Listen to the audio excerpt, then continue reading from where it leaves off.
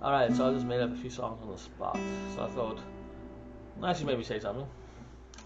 On the 12th of November 2023, Sunday, guitar. What can I say? I don't know. I actually didn't look to see what's in the news today. Usually I find out what in the news because people will go on about on my timeline.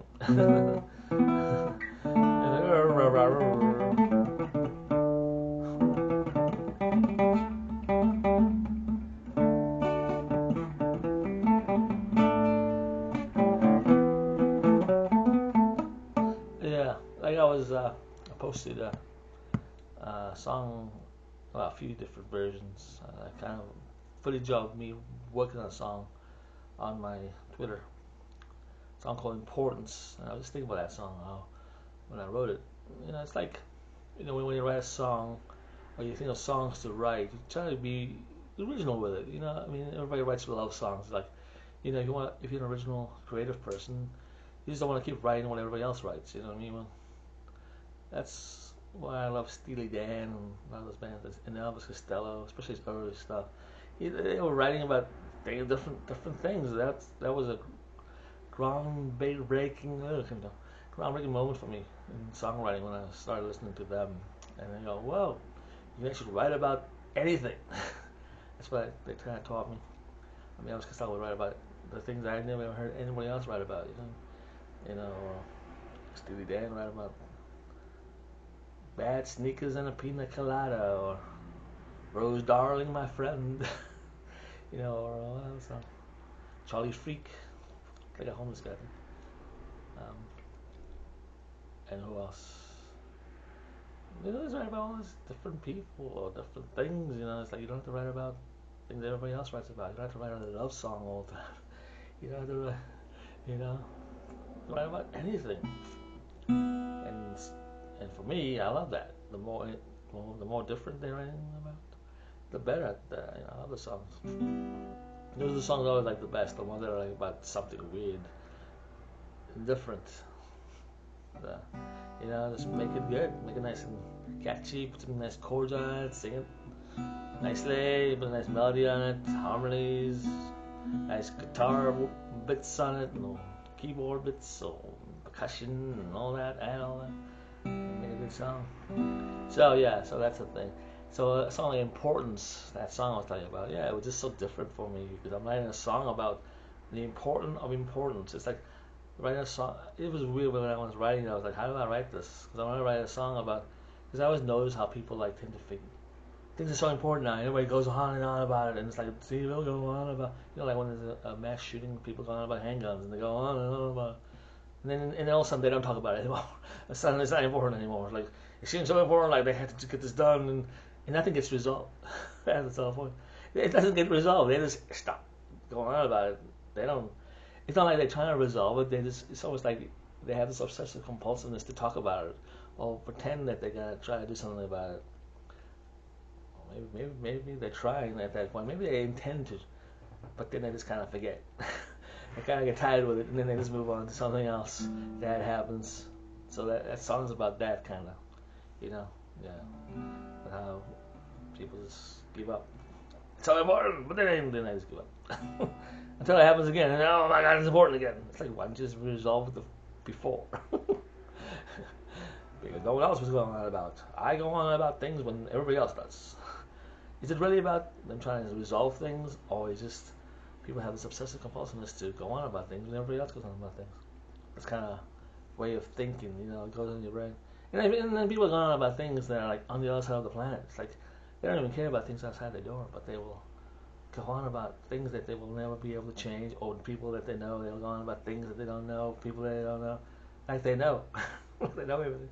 So that's what that's about. So that's what each one of my songs is about something, something tangible, something that's like it goes on over and over, and I just see it and I go, oh, that's usually a lot of my songs. It's like, there it is again, there it is again, there it is again. And another one I just posted, some footage I worked on of a song I wrote. It's called "And If I Ask You." That's another one of the songs where it's like people just kind of, you watch the shows like The View, and people just seem to know the answers. I just know why this is this. I know this person is like this. It's always all about. I always see that all the time. That's why my songs are some of them about that. I think they know, but then you ask them, so what's the solution? They don't know. I don't know. I never heard any answers, so that's what they're about. If I ask you, it's like in the future, it'd be like this major cataclysm happening or something like that, and these people who seem to like know everything, or will they know the answer? I doubt it. It's just a lot of people like to act like they know everything and act like they know all the solutions. See, I have theories of what to do, but I'm not saying that I'm right. But I have some ideas that's like kind of more of logic and common sense. But I'm not gonna say like, well, this is gonna solve everything if we implement this. No, I don't know. you know, it's like human beings think weirdly. They don't think the same way I do. They don't think logically and common sensely. So there's never, it's like, well, if you do certain things, it's gonna cause this planet to, demise. Or whatever.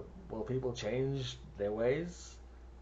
You would think they would. Common sense would say, well, we should change the way we are so we can keep the planet healthy. But no, that's not how people are. People are, you gotta bring in that kind of selfishness and greed and all these things and stubbornness and there's so much stuff there. So even if you implement certain things, not everybody's gonna do it. Not everybody's gonna follow that. And that's why it's the human factor. The human factor is some craziness. It's like some kind of radical weirdness that kind of gets thrown into everything, and this kind of doesn't make sense, and it doesn't solve anything. It just kind of goes on, and it just exists, but it's not really existing in like a proper way. Just kind of randomness, but then a lot of people do the same thing, but craziness and randomness in it. But it's just like a jumble of things, Yeah. So yeah. So yeah. See, that's a lot of my songs are about some of the most brilliant things you ever know, but you won't know because you don't even. It goes over people's heads. That's the problem with being too brilliant. I'm not trying to toot my own horn here, but and this goes over people's heads. That's the thing. It's like when you make a joke that's too clever, people won't get it. It's like, wow, that's brilliant. That's like some freaking brilliantness, but people won't get it. You could be, the more brilliant you are, the more they don't get you. The more they won't understand you. The more, you can, being brilliant is great for posterity. You can say like, one day people will figure it out and say, look at that guy was brilliant. No one else could figure it out at that time because people didn't have the comprehension to understand him or her. But now we do. Sometimes that's what happens. You're just so brilliant, more brilliant than your peers or more brilliant in your own generation that people in your own generation won't get it. You're just writing the most brilliant things, coming up with the most brilliant things, and people won't get it because they can't keep up with you. You're just too over their heads. That's what happens. That's why you got a lot of brilliant people who don't really get a lot of likes or followers because people don't understand that it's so brilliant. They can't get it. Unless you're brilliant, you can't really see brilliance. You know what I'm saying? Some people will not understand that it's brilliant. Yeah. So yeah, that's a little weird kind of a video I just did, but it's true though. Yeah. Almost 10-minute video. I talk about things and go on about things. I try to at least, I don't know, it's like in the morning, if I have a day off, I'll go like, should I do a new video? But I like having new videos every day. I like to show myself every day and say, here I am today on the 12th of November. And play some songs. I don't know why I enjoy that. Maybe I enjoy entertaining people. I think I don't actually enjoy people, but I enjoy entertaining them. I enjoy making them happy, but I don't actually like to interact with them. Actually, I do like to interact with people. I do actually like to. I love interacting with people who are brilliant, who understand things, who try to understand things. You don't have to be smart. You can at least try. When people try, I like that. I like people who try. Try to be good. Try to be smart. Try to understand things. Try to be better. Try to make the world better. Trying. That's all about. That's my favorite people. The people who try hard, who keep trying. That's the ones. You don't have to be there. You don't have to be brilliant. Just the trying is like is what's awesome. You know what I mean? We're all trying. We all try to be better. No, we're not. We're not all trying, but we should. I'm trying to be a better person. I do. When I'm like mean to someone or rude or I hate myself. I think that's not the person I want to be. You know what I mean? I want to be a good person who spreads love and gives a good vibe off and goodness. Then people make it hard to do that, especially bad people. It's like this kind of badness kind of creates badness. It's like an infection, evilness. But yeah, so you understand. I write songs about it. I love writing songs. That's my thing. I think that's my